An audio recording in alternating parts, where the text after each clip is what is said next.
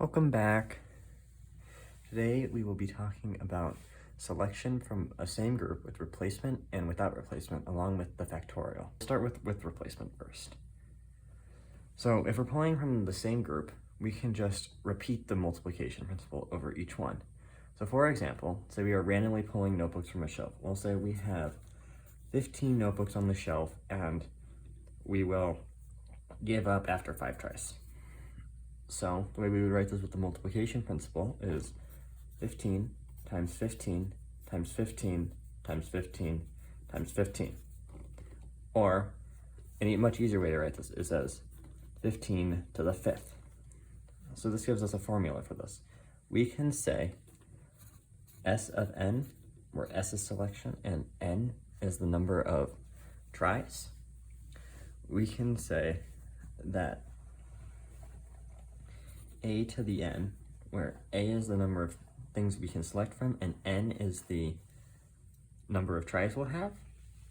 If we raise a to n, we'll get the number of possible combinations that we could select. In this case, 15 to the 5th.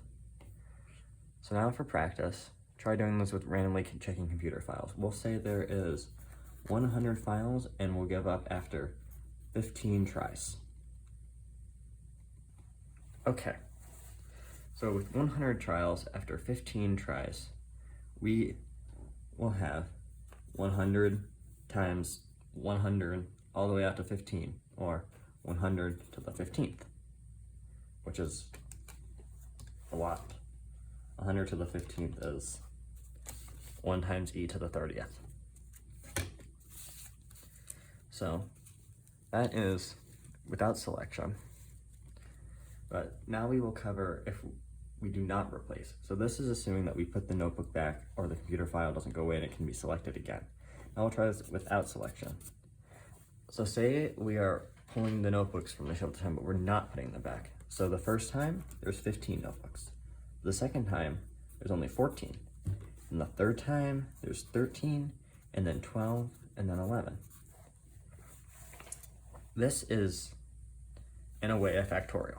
If we did this all the way up to 15, it would be a full factorial. But for now, we just have this here. So the way we do a factorial is we do all of these all the way down to 0. Or to 1, actually. Because otherwise, if we did all the way down to 0, it would be all 0. So let's say we're actually doing this 15 times. We won't give up. The number of possible combinations we can pull it in is 15 factorial. So 15 times 10 times 9 times 8 times 7 times 6 times 5 times 3 times 2 times 1. And we write factorial with the little exclamation mark here. And if we want to do factorials on our calculators, on the TI-84, we do type a number, and we'll go into math, into the probability screen, and down to number 4. And we'll get a factorial. Factorial can be used in a situation like this or when we're trying to arrange things, which we'll go over in a minute. First, let's try another question without replacement. Say we're looking through a stack of papers. We'll say we have a stack of 20 papers, and we're going to pull them at random and we're going to take them out each time. How many possible ways can we pull the paper out? Go. So the total number of possible ways to pull the paper out will be 20 factorial. And in a future video on permutation, we'll show how if we only want a certain number of tries like we had up here, versus going all the way out to 15. But for now, when all we have is the factorial, we'll keep it the factorial for now. So another common use for factorial is for arranging things. So if we have, say, the deck of cards is the common example. So a deck of cards has 52 cards in it. If we want to find all the arrangements, we can do 52 factorial. We will publish a video later on the exact methods of how this works because I do not have time to research it. And it's not super important for AcDec as far as I see. But for practice, let's see how many ways would you be able to arrange 15 books on a library shelf. Go.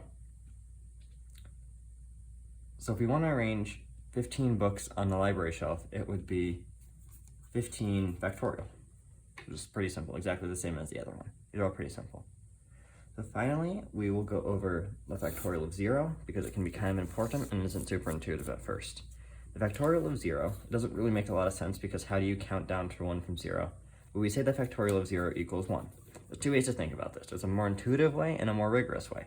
The more intuitive way is using our arrangements definition from down here. How many ways is there a way to arrange 0 things on a shelf? Well, if you want to arrange 0 things on the shelf, there's exactly one way, which is just an empty shelf. So you have 0 factorial is 1. More rigorous way is to define a n factorial as the factorial of n is the factorial of n plus 1 divided by n plus 1. So what this gets, if we do this with 3, we would get, so f of 3 is equal to 3 times 2 times 1, 4 times 3 times 2 times 1 over 4. And which will cancel this out, and we get a 3 factorial. So now if we do this with a 0, we do f of 0, we get 0 plus 1 factorial over 1. So then we get f of 0 equals 1 over 1, which is equal to 1. So that's factorials, arrangements, and pulling with and without replacement. In a future video, or the next video, we will go over permutations, and in a later video, we'll go over the exact mechanics of the arrangements once I figure out how that works. So stay tuned for that, and thank you.